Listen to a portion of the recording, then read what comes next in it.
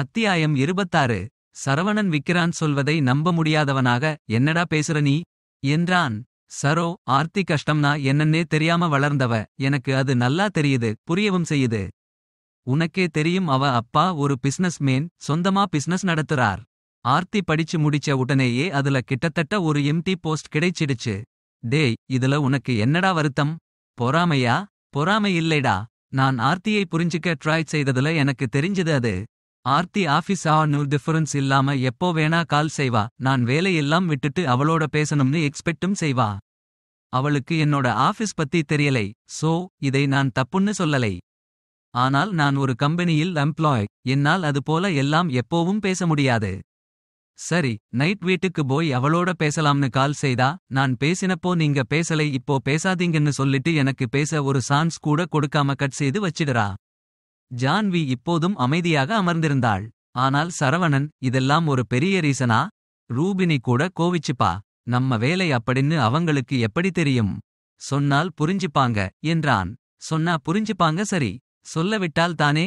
சரோ, இன்னைக்கு சரி, இன்னும் ஒரு வாரத்துக்கு சரி, ஒரு மாசத்துக்கு சரி. அப்புறம் எவ்வளவு நாள் தாண்டா நான் அவ புரிஞ்சுப்பான்னு வெயிட் செய்துட்டே இருக்க முடியும்? என் மனைவிக்கு எல்லா விதத்திலும் சப்போர்ட்டிவா இருக்கத்தான் நான் விரும்புறேன். இருப்பேன், அதுல எந்த சந்தேகமும் இல்லை. ஆனால் என் மனைவியும் எனக்கு கொஞ்சமாவது சப்போர்ட்டிவா இருக்கணும்டா. நான் ஆர்த்தியை தப்பா சொல்லவே இல்லை. அவளோட எக்ஸ்பெக்டேஷன்ஸ் எனக்கு புரியுது. ஆனால் நான் அந்த எதிர்பார்ப்பை எல்லாம் நிறைவேற்றும் நிலையில இல்லை. She deserves someone better than me. I am not the right person for her. மற்ற இருவரும் எதுவும் சொல்ல தோன்றாமல் அமைதியாக இருந்தார்கள். Aarthi was very clear. நாங்க முதல்ல மீட் செய்த போதே தன்னுடைய நெகட்டிவ்ஸ் பத்தி தான் ஃபர்ஸ்ட் சொன்னா. அதையெல்லாம் நான் தெரிஞ்சுக்கணும் புரிஞ்சுக்கணும்னு அவ தெளிவாதான் இருந்தா. நான் தான் எதுவுமே யோசிக்கலை. என் மனசுல இருக்கும் எதிர்பார்ப்புகள், ஆசைகள், இதையெல்லாம் அவகிட்ட ஷேர் செய்திருந்தா எந்த பிரச்சனையும் வந்திருக்காதோ என்னவோ. என்ன நடந்தது விக்கி? ஜான்வி முதல் முறையாக கேள்வி கேட்டாள். எதை கேட்கிற ஜானு? நீ யோசிச்சது, அதுல உனக்கு இதெல்லாம் புரிஞ்சது, ஃப்ரீக்வன்சி ஒத்து வராதுன்னு முடிவு செய்தது எல்லாம் சரி. ஆனால் அந்த ட்ரிகரிங் பாயிண்ட் என்ன? உன்னை யோசிக்க வச்ச அந்த விஷயம் எது? அது ஆர்த்தியோட அப்பா தான் யோசிக்க சொன்னார். அவருக்கும் எங்க 2 பேருக்குள் நடப்பது எல்லாம் பார்த்து குழப்பம். ஐ சி. அம்மா, வர்ஷா கூட வேற பிரச்சனை. அந்த ஃப்ரிக்ஷனை எல்லாம் அம்மாவே ஓரளவுக்கு ஹாண்டில் செய்வாங்கன்னு வச்சுப்போம்.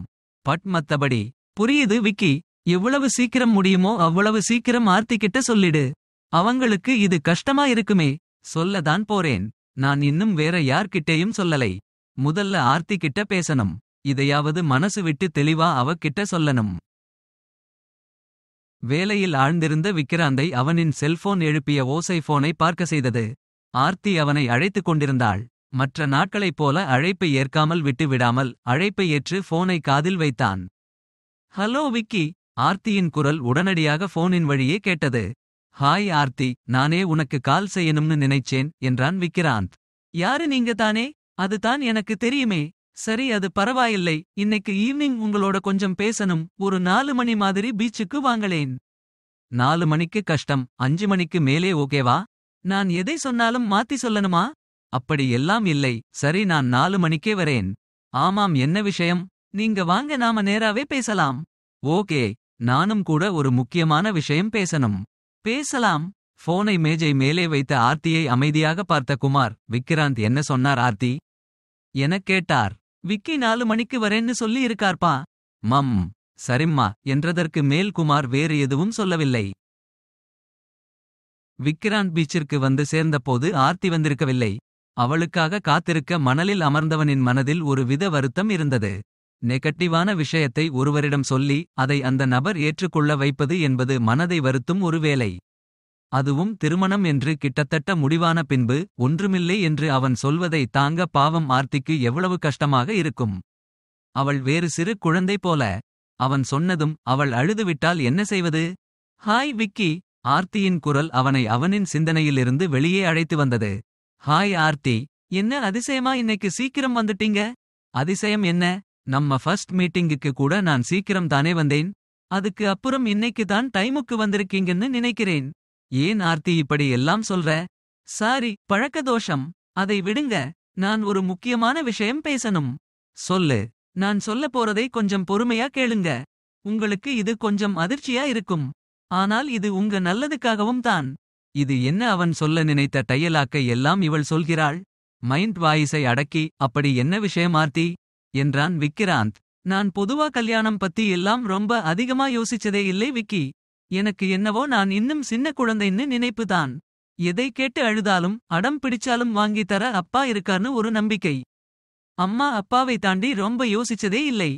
அப்பா திடீர்னு ஒரு நாள் பிரதாப்பை உனக்கு பிடிச்சிருக்கான்னு கேட்டார். I was shock. அட நமக்கு கல்யாண வயசு வந்துருச்சுன்னு அப்போதான் எனக்கே புரிஞ்சது. மத்த விஷயத்தைப் போல இதையும் அப்பா கிட்டேயே டிசைட் செய்ய சொல்லிட்டேன். விக்கிராந்த் கவனிக்குறானா என்பது போல அவன் பக்கம் ஒரு பார்வை பார்த்தவள் பின் தானாகவே பேச்சைத் தொடர்ந்தாள். அப்புறம் உங்களை மீட் செய்தப்போ உங்களை எனக்கு ரொம்ப பிடிச்சிருந்தது. கண்ணா பின்னான்னு பேசாமல் இயல்பா நீங்க நடந்துகிட்ட விதம் ரொம்ப பிடிச்சிருந்தது. பட் ஏதோ ஒன்னு நமக்குள்ளே மிஸ்ஸிங். அது என்னன்னு என்னால டிஃபைன் செய்து சொல்ல முடியலை. But something I want you to adore me. சினிமாவில் வரது மாதிரி 12 மணிக்கு சுவரேறி குதிச்சு வந்து பர்த்டே விஷ் செய்யணும். எனக்கு ரோஸ் மேல ரோஸ் அனுப்பணும். என்னை பார்த்தாலே அப்படியே பசி எல்லாம் மறந்து போச்சுன்னு மயங்கி இருக்கணும். போன்ல பேசிட்டே இருக்கணும். இப்படி நிறைய. ஹோ, நான் சொல்றது எல்லாம் கேட்க லூசு மாதிரி தோணுதோ? ஹூஹும் இல்லை. எனக்கு இப்படி என்ன எல்லாமோ தோணும். உங்களை வேணும்னே வேலை நேரத்துல சீண்டி பார்த்து அப்போவும் நீங்க கோபப்படாம செல்லம் கொஞ்சிடதை கேட்கணும்னு. இப்படி என்ன எல்லாமோ தோணும். நீங்க என் மேல கோபப்பட்டது இல்லை, ஆனால் கொஞ்சினது. ஆர்த்தி இழுத்தபடி பேச்சை நிறுத்தவும் புரியுது ஆர்த்தி என்றான் விக்கிராந்த். தேங்க்ஸ் விக்கி. இது எல்லாமே பிரதாப் எப்போவும் செய்றது. நான் அவனை கல்யாணம் செய்துக்க மாட்டேன்னு சொன்ன பிறகும் கூட என் மேல கோபப்படாமல் அன்பை கொட்டுறான். நான் பாக் நாய் குட்டி வேணும்னு சொன்னேன்னு பெங்களூர்ல இருக்க அவன் ஃப்ரெண்ட் கிட்ட சொல்லி நைட்டோட நைட்டா அரேஞ்ச் செய்து காலங்காத்தால நாய் குட்டியோட நிற்கிறான். He just adores me. அவனை பொறுத்த வரைக்கும் நான் அவனுக்கு ஒரு ஏஞ்சல் போல. இன்ஃபாக்ட் அவன்கிட்ட எந்த குறையும் இல்லை. பணம் இருக்கு, அழகு இருக்கு, படிப்பு இருக்கு, எல்லாமே இருக்கு. ஏன் இப்படி என் மேல பைத்தியமா இருக்கான்னே தெரியலை. அவனுக்கு என் மேல இருக்கும் இந்த லவ்வை டெஸ்ட் செய்யத்தான் இந்த பெண் பார்க்கும் படலத்திற்கு நான் சம்மதிச்சேனொன்னு கூட இப்போ சந்தேகமா இருக்கு. அவன் இப்படி என்னை ஒரு பொக்கிஷமா ட்ரீட் செய்யறது ரொம்ப பிடிச்சிருக்கு. உண்மையா சொன்னால் எனக்கு அவனை ரொம்ப பிடிச்சிருக்கு. அவனோட இந்த அன்பை ரொம்ப பிடிச்சிருக்கு. அதை அவன் வெளிப்படுத்தும் விதமும் பிடிச்சிருக்கு. விக்கிராந்த் குழப்பத்துடன் அமைதியாக இருந்தான். ஐ அம் டெரப்லி சாரி விக்கி. நான் உங்களை உங்க ஃபேமிலியை எல்லாம் ரொம்ப அலைய விட்டுட்டேன். தப்பு தான். ஆனால் என்னால உங்களை கல்யாணம் செய்துக்க முடியாது Vicky. I am sorry Vicky. Very sorry.